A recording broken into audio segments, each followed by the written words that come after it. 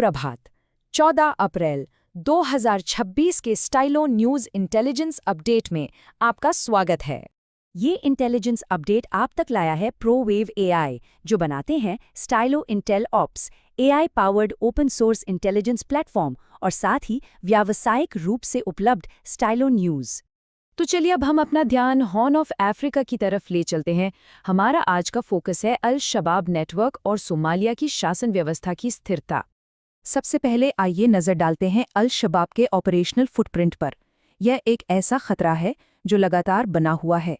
Intelligence reporting से हमें जो पता चल रहा है वो ये है कि अल शबाब मुख्य रूप से सोमालिया के दक्षिणी और मध्य इलाकों में ही सक्रिय है।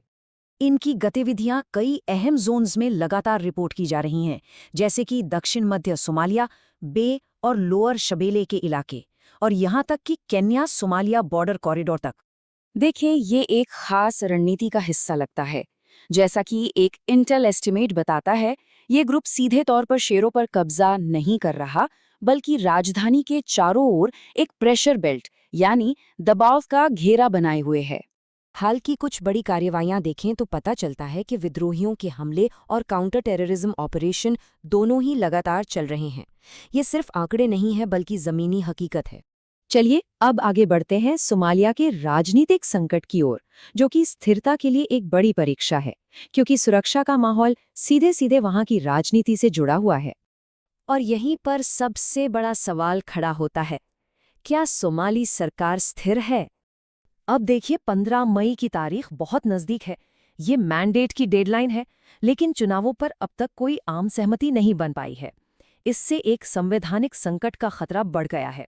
इसका एक सीधा असर साउथ वेस्ट स्टेट में देखने को मिल रहा है, जहां फेडरल गवर्नमेंट और स्थानीय प्रशासन के बीच तनाव काफी बढ़ गया है। और जाहिर है, जब ध्यान विद्रोह से हटकर अंदरूनी मतभेदों पर चला जाता है, तो इसका सीधा फायदा विद्रोहियों को मिलता है। अच्छा, इस पूरी तस्वीर को समझने के लिए सिर्फ सोमालिया के अंदर देखना काफी नहीं है। इसमें कई क्षेत्रीय और वैश्विक एक्टर्स भी शामिल हैं। आइए उन पर एक नजर डालें। कई अंतर्राष्ट्रीय ताकतें यहाँ शामिल हैं। सोमाली और एयू फोर्सेस मिलकर जमीनी ऑपरेशन कर रहे हैं। वहीं यूनाइटेड स्टेट्स काउंटर टेररिज्म में मदद दे रहा है। तुर्की एक अहम स्ट्रेटेजिक पार्टनर के तौर पर उभरा है, जो मिलिट्री ट्रेनिंग के साथ साथ अब तेल की ड्रिलिंग भी शुरू कर चुका है। और अफ्रीकन यूनियन लगातार बातचीत और संयम की अपील कर रहा है।